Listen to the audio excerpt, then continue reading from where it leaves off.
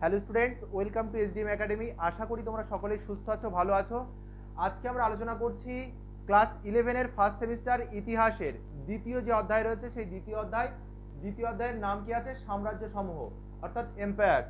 সাম্রাজ্য বলতে কি বোঝায় এবং এই অধ্যায়ের মূল যে বিষয় কি কি আমরা জানবো সেই সম্পর্কে আজকে বিস্তারিত আলোচনা করব। তো এটা হচ্ছে প্রথম ক্লাস তোমাদের। আচ্ছা, সাম্রাজ্য বলতে কি বোঝায় তোমাদের কোনো ধারণা আছে? সম্রাটের শাসনাধীনে থাকা অঞ্চল বা রাজ্যকেই বলা হয় সাম্রাজ্য, রাইট?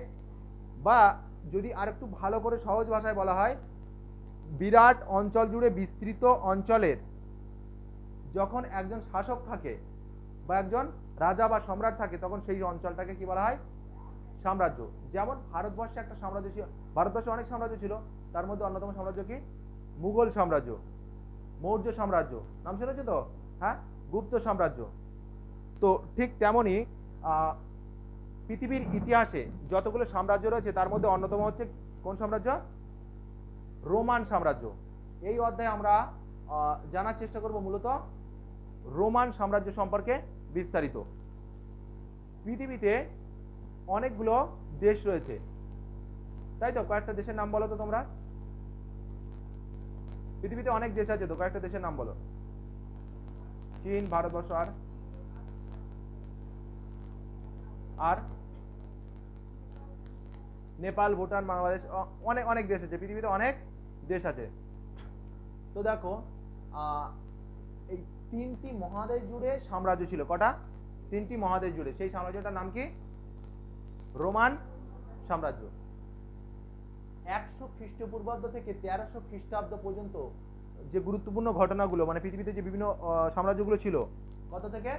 100 খ্রিস্টপূর্বাব্দ, অর্থাৎ যীশু খ্রিস্টের জন্মের 100 বছর আগে থেকে যীশু খ্রিস্টের জন্মের 1300 বছর পর পর্যন্ত এই সময়কালে যে পৃথিবীতে যে বিভিন্ন সাম্রাজ্য রয়েছে সেই সাম্রাজ্য সম্পর্কে আমরা জানবো এই অধ্যায়ে। বোঝা গেছে? এই এটাকে বলা হয় খ্রিস্টপূর্বাব্দ, অর্থাৎ বিসি বলা হয়। কি বলা হয়? BC, before Christ. Before Christ মানে যীশু খ্রিস্টের জন্মের আগে। তোমাদের আর একটু কনসেপ্ট ক্লিয়ার করে নিই। খ্রিস্টপূর্বাব্দ বলা হয় যীশু খ্রিস্টের জন্মের আগের সময়কালকে, আর খ্রিস্টাব্দ বলা হয় কখন থেকে? যীশু খ্রিস্টের জন্মের থেকে, মানে যখন থেকে জন্ম লাভ করে তারপর থেকে শুরু হয় কি? খ্রিস্টাব্দ। আমাদের জন্ম কোথায়? খ্রিস্টপূর্বাব্দে না খ্রিস্টাব্দে? খ্রিস্টাব্দে। আর যারা যীশু খ্রিস্টের জন্মের আগে এসেছে তারা হচ্ছে কি? খ্রিস্টপূর্বাব্দে। ক্লিয়ার? বিসি মনে থাকবে তো? তাহলে বিসি মানে কি? বিফোর ক্রিস্ট, আর সি মানে সেঞ্চুরি, অর্থাৎ অ্যান্নো ডোমিনি বলা হয়, এডি। তোমাদের ফার্স্ট চ্যাপ্টারে লিখেছিলাম, মনে আছে তো?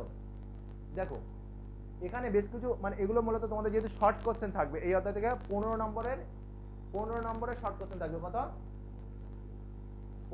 লেখা ফুটছে না কেন? দেখি তো, এটা লাগাও তো দেখি। এই অধ্যায়ে মূলত 15 নম্বরের শর্ট প্রশ্ন তোমাদের থাকবে। টোটাল 3টে অধ্যায় আছে। প্রথম অধ্যায়ে কত নম্বর কোশ্চেন থাকবে? 10 নম্বর। তারপরের অধ্যায়ে 15, আর তারপরের অধ্যায়ে 15, আর 20 নম্বর প্রজেক্ট। ঠিক আছে? দেখো, গ্রাম সংস্কৃতি।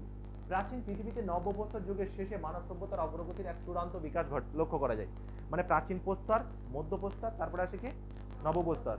এই যে মানে ধারণা বা কনসেপ্টটা ক্লিয়ার রাখতে হবে, তাহলে কিন্তু ইতিহাস একদম সহজ। ইতিহাস মুখস্থ করতে হয় না, জাস্ট কি করতে হয়? বুঝতে হবে। বুঝলেই সহজ, আর না বুঝলে কঠিন। না বুঝলে তোতাপাখির মতো খোকা খোকা ওঠো, ওই মুখস্থ করতে হবে। তখন খোকাকে যা শেখানো হবে খোকা তাই বলবে। খোকা একটা ওয়ার্ড ভুলে গেলে আর বলতে পারবে না, তখন পাশের জন্য এরকম গুতো মারে, বলে এই বল, এই বল, এই বল। ক্লাসে হয়তো পরীক্ষার সময়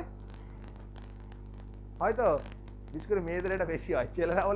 ছেলেরা শুধু নাম আর সালটা শুনতে পারলে যুদ্ধ লাগিয়ে দেয় খাতায়, হয় না? এই তুই নাম আর সালটা বল, দেখি যুদ্ধ কি করে লাগাতে, আমি লাগাচ্ছি। দেখো,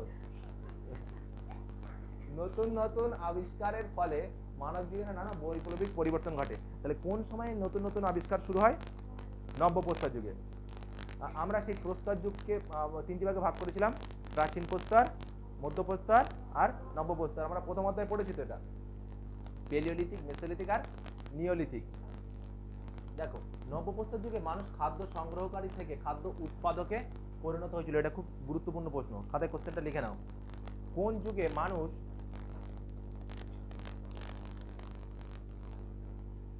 আচ্ছা, বুঝতে না পারলে বলবে কিন্তু, ঠিক আছে? পড়া কিন্তু এখানেই মুখস্থ হয়ে যাবে, শুধু বাড়ি গিয়ে একবার দেখলেই হয়ে যাবে। কোন যুগে মানুষ খাদ্য সংগ্রহকারী থেকে খাদ্য উৎপাদকে পরিণত হয়েছিল?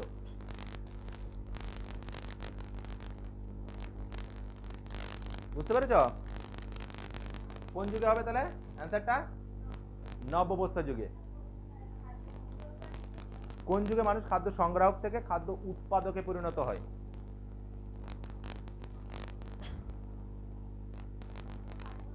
হ্যাঁ, বা সংগ্রাহক থেকে, কোনো সমস্যা নেই, নিজের ইচ্ছা। অয়েল,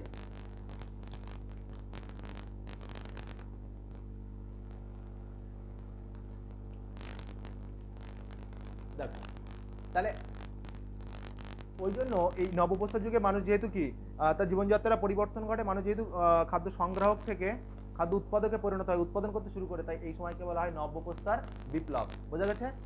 বা নিওলিথিক রেভলিউশন। ফাইন।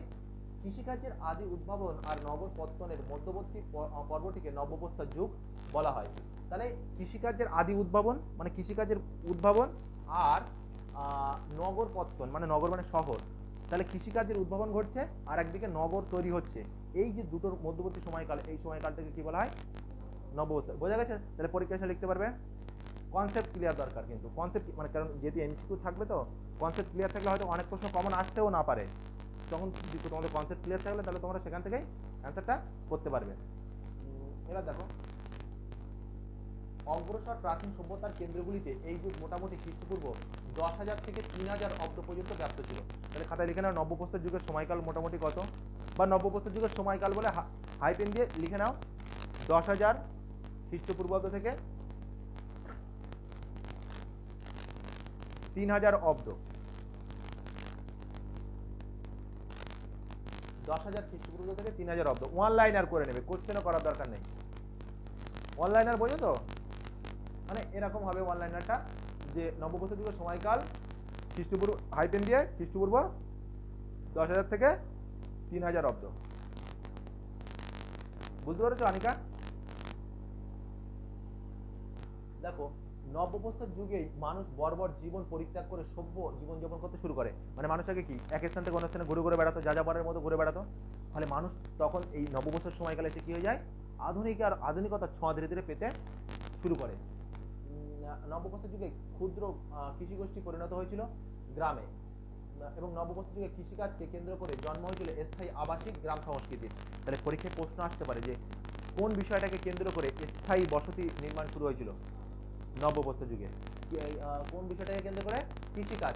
কৃষিকাজ মানে যখন কৃষিকাজ মানে জমিতে ফসল ফলালো, দানা ছড়িয়ে দিল, চারা বেরোলো, গাছ হলো, ফসল হলো, সেই ফসল খেয়ে মানুষ তৃপ্তি পেল, ফলে মানুষ ধীরে ধীরে স্থায়ী বসতি নির্মাণ করতে শুরু করলো। তাহলে কোন সময়কাল থেকে মানুষ ধীরে ধীরে স্থায়ী বসতি নির্মাণ করতে শুরু করে? নবপ্রস্তর যুগে। এটা লিখতে হবে না, এটা এখানেই ক্লিয়ার তো কনসেপ্ট। ফাইন। এবার দেখো, নবপ্রস্তর যুগে শেষ পর্বের দিকে কিসের উদ্ভব হচ্ছে? নগরায়ন। নগর মানে কি? টাউন, শহর, সিটি ইত্যাদি তৈরি হচ্ছে। আমরা সেই হরপ্পা সভ্যতার কথা শুনেছি, মহেঞ্জোদারো সভ্যতার শুনেছি তো। এগুলো হরপ্পা সভ্যতায় বহু নগর ছিল, সিটাডেল তৈরি হয়েছিল। দেখো, খ্রিস্টপূর্ব 3,500 অব্দে মানুষের সংস্কৃতি সভ্যতার ক্রম বিবর্তনের ব্রঞ্জ যুগের আবির্ভাব ঘটে। তাহলে কোন সময়কালে খাতায় কোশ্চেন লিখে নাও, এরম লিখে নাও, ব্রঞ্জ যুগের আবির্ভাব ঘটেছিল, হাইপেন দিয়ে অ্যান্সার। ব্রঞ্জ যুগের আবির্ভাব ঘটেছিল, হাইপেন দিয়ে অ্যান্সার। 3,500 অব্দে মোটামুটি, মানে এই সময়কালগুলো নিয়েও কিন্তু ঐতিহাসিকদের মধ্যে নানা বিতর্ক রয়েছে।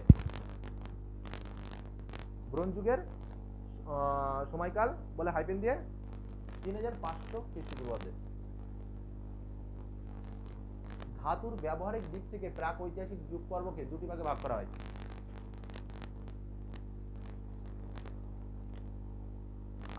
আচ্ছা, এটা না লিখলেও বইটাও দাগ মেনে নিতে পারো। এই কোশ্চেনটা তোমরা পরের দিন কিন্তু অবশ্যই বই কিনবে, ঠিক আছে? সব কোশ্চেন লিখতে হবে না, যেটা যেটা ইম্পর্টেন্ট সেটা লিখতে হবে। আর বইটা ভালো করে পড়তে হবে। বই ভালো করে পড়লে কিন্তু তোমাদের পুরোপুরি ধারণা, কনসেপ্ট ক্লিয়ার থাকবে। অনেকে বলবে যে স্যার শুধু নোট, না, নোটস নির্ভর নয়। আগে প্রথম দরকার কি? বই। বইকে যে যত বেশি ভালোবাসবে, বই তাকে তত বেশি নাম্বার দেবে। অন্য কাউকে ভালোবাসা ভালো জিনিস, কিন্তু বইকে সব থেকে বেশি ভালোবাসতে হবে। বইকে না, বাবা মাকে ভালোবাসতে, সবাইকে ভালোবাসতে হবে, কিন্তু তোমাদের ছাত্রছাত্রী হিসেবে বইকে বেশি গুরুত্ব দিতে হবে।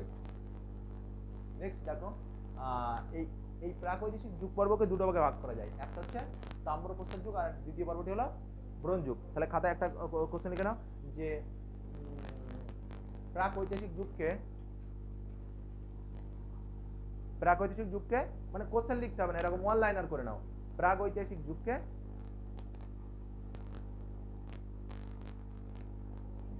দুটি ভাগে ভাগ করা যায়।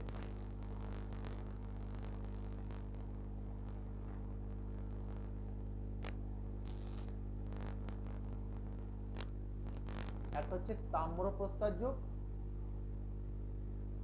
আর দ্বিতীয়টি হলো ব্রোঞ্জ যুগ। তাম্রপ্রস্তর যুগ আর ব্রোঞ্জ যুগ। ওয়ান লাইনার বুঝতে পেরেছি তো কিভাবে করতে হয়। নেক্সট, প্রকৃত অর্থে ব্রোঞ্জ যুগে মানব সভ্যতার উন্মেষ ঘটে। তাহলে কোন সময়কালে মানুষের মানে মানব সভ্যতার উন্মেষ ঘটে? ব্রোঞ্জ যুগে। তাম্রপ্রস্তর যুগে কৃষিজীবী মানুষ বিভিন্ন নদীর তীরে বসতি গড়ে তোলে, মানে নদীর তীরে বসবাস করতে শুরু করে। কেন নদীর তীরে বসবাস গড়ে তোলে? আগের সিলেবাসে আগের যে সিলেবাস ছিল সেখানে প্রশ্ন আসতো যে 4টি নদীকেন্দ্রিক সভ্যতার নাম লেখো, নদীর তীরে সভ্যতা গড়ে ওঠার কারণগুলি কী কী। কারণ কি?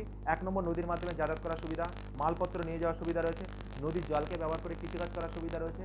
তারপরে তোমার কি বলবো, নদীর যে অনুকূল, নদীর আশেপাশে যে অনুকূল আবহাওয়া থাকে সেটা কি মানুষের বসবাসের জন্য উপযোগী। ফলে আমরা কি, আমাদের মন যখন খারাপ হয় তখন আমরা নদীর ধারে চলে যাই, তো গিয়ে গিয়ে মনের আনন্দ বা মনের দুঃখ কষ্ট কি নদীর জলে ভাসিয়ে দিই, তাই তো? দেখো খুব হাসি লাগছে। হ্যাঁ, নদীর তীরে উর্বর কৃষি জমিতে কৃষি উৎপাদন বৃদ্ধি এবং ইত্যাদি, এই যে সুবিধাগুলো বললাম আমি, তাই জন্য তাহলে পরীক্ষায় যদি প্রশ্ন আসে যে নদীর তীরে সভ্যতা গড়ে ওঠার কারণগুলি কি কি, বলো ঐশী বলো। হ্যাঁ হ্যাঁ, বসবাস সুবিধা আর কৃষিকাজের সুবিধা আছে। ধরো মালপত্র, ধরো বড় বড় ভারী জিনিসপত্র সেগুলো কি এরোপ্লেনে করে আসবে? ট্রেনের বগি টগি কি এরোপ্লেনে করে আসে? কিসে করে আসে? কিসে আসে? জাহাজে আসে, বড় বড় জাহাজে আসে। আমাদের কলকাতা যে ইয়ে আছে না, মেট্রো স্টেশন, মেট্রো কয়েকটা মেট্রো এসছে বিদেশ থেকে, সেগুলো কি সব এরোপ্লেনে আসবে? তাহলে এরোপ্লেন সেগুলো এসে কিসে করে? জাহাজে করে। তার মানে জলপথে কিন্তু ভারী শিল্প গড়ে তোলার ক্ষেত্রে কোন পথ গুরুত্বপূর্ণ? স্থলপথ কিন্তু গুরুত্বপূর্ণ নয়। কেন বলতো? স্থলপথে আনতে গেলে খরচ অনেক বেশি হয়ে যাবে, রাস্তায় জাম হবে, রাস্তায় চাকা পাঞ্চার হয়ে যাবে, ঠিক আছে? ওই জন্য জলপথে আসে ভারী শিল্প, ক্লাস 10-এ পড়েছিল। এবারে মূলত এখান থেকে এগুলো পড়লে হয়ে যাবে। এবার এই প্রশ্নটা খুব ইম্পর্টেন্ট। 1930 খ্রিস্টাব্দে প্রত্নতত্ত্ববিদ গর্ডন চাইল্ড তার নগর বিপ্লবের তত্ত্ব উপস্থাপন করেন। প্রশ্নটা এরকম করে লেখো, নগর বিপ্লবের তত্ত্ব হাইপেন দিয়ে গর্ডন চাইল্ড। নগর বিপ্লবের তত্ত্ব হাইপেন দিয়ে গর্ডন চাইল্ড। এই যে গড ডাইরেক্ট দন্তনা চয়াকার হস্টেল অর্ডার।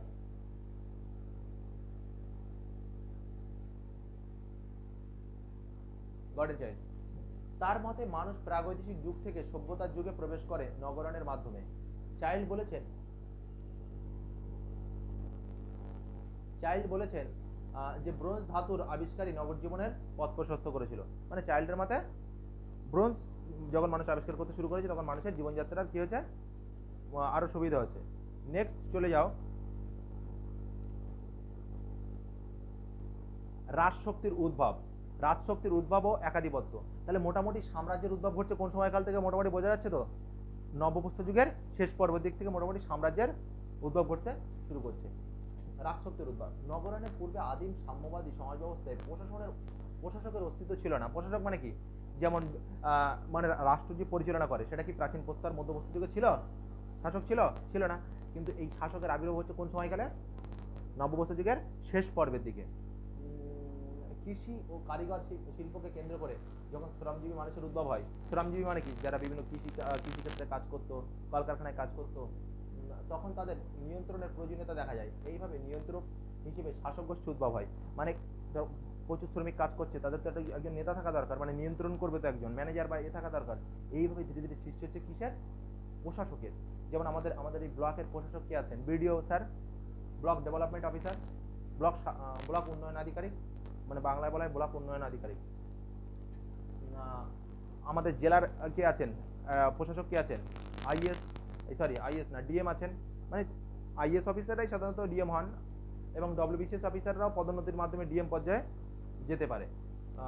তো ডিএম হচ্ছে জেলার কে? প্রশাসক। দেখো এইভাবে রাষ্ট্রচিন্তার ধারণা জন্মায়। নগর সভ্যতার সমাজে প্রথম শ্রেণীর অন্তর্ভুক্ত ছিল রাজা, পুরোহিত আর অভিজাতরা। তাহলে কারা প্রশাসকের দায়িত্ব পালন করতো? বোঝা গেছে তো? রাজা, ধরো আমি রাজা, আমি এই ঘরটার রাজা, এখন আমি যেটা বলবো সেটাই হবে, মানে ধরে নিলাম। তাহলে আমি নব্যপ্রস্তর যুগের রাজা। বোঝা গেছে তো? মানে কিন্তু নব্যপ্রস্তর যুগে কারা এই প্রশাসকের দায়িত্ব পালন করতো? রাজা, অভিজাত আর পুরোহিত, যারা ধর্মীয় গুরু। ফাইন। প্রাচীন মিশর, মেসোপটেমিয়া, চীন, ক্রিট ইত্যাদি অঞ্চলে নগর গড়ে উঠেছিল ব্রোঞ্জ যুগে। তাহলে খাতায় কোশ্চেন লিখে নাও, ব্রোঞ্জ যুগে নগর গড়ে উঠেছিল। আছে? আচ্ছা, বুঝতে পারছো তো সবাই?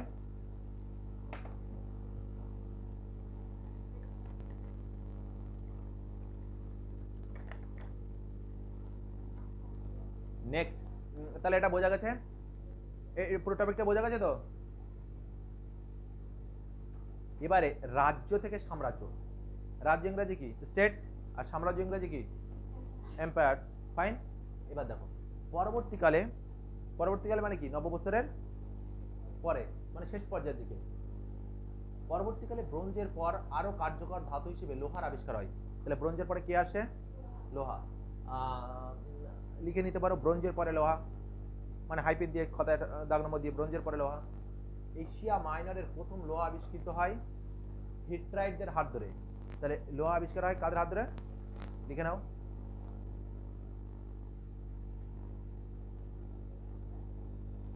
লোহা আবিষ্কার হয় হিট্রাইটের হাত ধরে।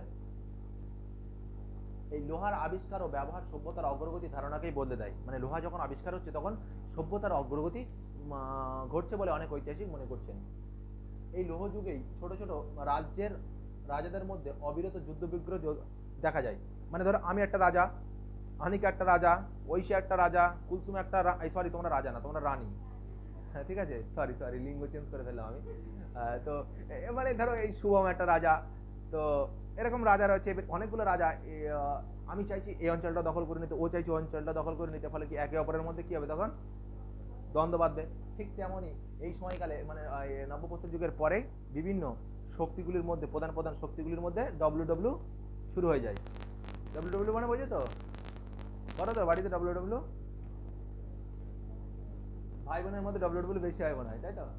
দেখো, এই লৌহ যুগে ছোট ছোট রাজাদের মধ্যে অবিরত যুদ্ধ চলত এবং বৃহৎ সাম্রাজ্য গঠনের প্রবণতা দেখা যায়। 1800 খ্রিস্টপূর্বাব্দের পর থেকে পশ্চিম এশিয়ার রাজ্যগুলি এই সাম্রাজ্য নির্মাণের চেষ্টা করেছিল। মানে 1800 খ্রিস্টপূর্বাব্দের আগে থেকেই ধীরে ধীরে রাজ্য, মানে সাম্রাজ্য গড়ে তোলার একটা চেষ্টা লক্ষ্য করা যায়। এই সকল সাম্রাজ্য ছিল সামরিক বিজয়ের ফল। 1200 খ্রিস্টপূর্বাব্দের মধ্যে সমগ্র এশিয়া মাইনরে লৌহযুগের সূত্রপাত হয়। তাহলে কত খ্রিস্টাব্দের মধ্যে সমগ্র এশিয়া মাইনরে লৌহযুগের সূচনা হয়? 1200। কৃষি, ব্যবসা বাণিজ্যের প্রসারের ফলে রাজাদের মধ্যে অর্থ সম্পদ বেড়ে যায়। লোহার তৈরি অস্ত্রশস্ত্র সহজলভ্য, মানে লোহার তৈরি যে বিভিন্ন জিনিসপত্র সেগুলো সব সহজেই পাওয়া যেতে শুরু করে। সহজলভ্য মানে বুঝতে পারছো তো? মানে সহজে লোহার তৈরি জিনিসপত্র মানুষ পেয়ে যাচ্ছে। সামরিক ক্ষেত্রে লোহার, সামরিক মানে কি? গোলা বন্দুক হিসেবে তৈরি করতে কি লাগে? লোহা দরকার হয় তো। কামান টামান তৈরি করতে লোহা দরকার হয় না? লৌহযুগে নাগরিকদের দ্বারা নির্মিত রাষ্ট্রের একটি স্থায়ী সামরিক বাহিনী জন্ম হয়। সামরিক বাহিনী মানে কি? যারা দেশ রক্ষার কাজে, যারা দেশের জন্য লড়াই করে, সেই বাহিনী থেকে কি বলে? সামরিক বাহিনী। মানে অস্ত্র শস্ত্র সজ্জিত বাহিনীটা, যেমন আমাদের মিলিটারি ফোর্স আছে, জানো তো? এই সামরিক ক্ষেত্রে লৌহযুগে সেনাবাহিনীর আয়তন বেড়েছিল। সেনা শিবির ও তার স্থানান্তর প্রক্রিয়া চালু হয়। এগুলো রিডিং করবে মূলত। এই কোশ্চেনটা ভালো করে মনে রাখতে হবে। 1800 খ্রিস্টপূর্বাব্দের পর থেকে পশ্চিম এশিয়ায় সাম্রাজ্যের যুগের সূচনা হয়। লিখে নাও, এই লাইনটাই লিখে রাখো, বা এরকম লিখতে পারো, পশ্চিম এশিয়ায় সাম্রাজ্যের যুগের সূচনা হয়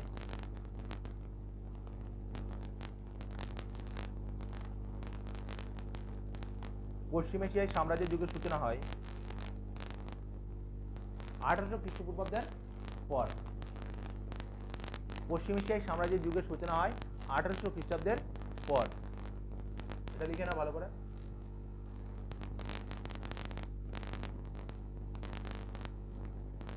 লিখে দিয়েছো? তো আমি তাহলে এই প্রথম যে আমাদের যে প্রথম যে ক্লাসটা, আজকের যে প্রথম ক্লাস, কিভাবে আমি আরেকবার বলে দিচ্ছি। এই সাম্রাজ্য বলতে কি বোঝায় প্রথমে আলোচনা করেছি। তাহলে সাম্রাজ্য কাকে বলে? কেউ একটা বলো। সম্রাটের শাসনাধীনে থাকা অঞ্চল বা রাজ্যকেই বলা হয় সাম্রাজ্য। তারপরে সাম্রাজ্যের উদ্ভব হচ্ছে মোটামুটি কোন সময়কালে? নব্যপ্রস্তর যুগে। আর এই অধ্যায় মূলত আমরা জানবো কত 100 খ্রিস্টপূর্ব থেকে 1300 খ্রিস্টপূর্ব পর্যন্ত, খ্রিস্টাব্দ পর্যন্ত, মানে 100 খ্রিস্টপূর্ব থেকে। আর কিভাবে গ্রাম সংস্কৃতির উদ্ভব হয় সেটা জেনেছি। পাশাপাশি আমরা জেনেছি কি নব্যপ্রস্তর যুগে মানুষ কৃষি কাজ করতে শুরু করে এবং ধীরে ধীরে তারা স্থায়ী বসতি নির্মাণ করেছিল। তারপরে আমরা জানলাম কি নগরায়ন, অর্থাৎ নগরের কিভাবে উদ্ভব হয়েছিল। তারপরে কি জেনেছি বলো? তারপরে রাজশক্তি, কিভাবে রাজারা মানে রাজশক্তি মানে বিভিন্ন শক্তির উদ্ভব করছে সেটা জানলাম। যেমন রাজশক্তির উদ্ভব ঘটেছিল কোথায় কোথায়? প্রাচীন মিশর, মেসোপটেমিয়া, চীন, ক্রিট প্রভৃতি কোন সময়কালে? ব্রোঞ্জ যুগেই। আচ্ছা, ব্রোঞ্জ আগে না লোহা আগে? ব্রোঞ্জ আগে। ব্রোঞ্জের পরে কি আসে? লোহা। আর লোহা আসলে কি সমাজের অগ্রগতি আরো বেশি ঘটছে এবং ধীরে ধীরে উদ্ভব করছে কিসের? রাজ্য থেকে সাম্রাজ্য। মানে এক একটা গোষ্ঠীর সঙ্গে আরেকটা গোষ্ঠীর যুদ্ধ হচ্ছে এবং এ চাইছে সাম্রাজ্য বিস্তার করতে, ও চাইছে সাম্রাজ্য বিস্তার করতে, ফলে একটা দ্বন্দ্ব সৃষ্টি হচ্ছে। দ্বন্দ্ব হলে ধীরে ধীরে সাম্রাজ্যের বিস্তার ঘটছে। তো আজকের এই ফার্স্ট ক্লাস আমি এখানেই শেষ করছি। তোমাদের সঙ্গে দেখা হচ্ছে নেক্সট ক্লাসে। সকলে সুস্থ থাকো, ভালো থাকো। পরের ক্লাসে আমরা জানবো সাম্রাজ্যের বৈশিষ্ট্য বলতে কি বোঝায়। জয় হিন্দ।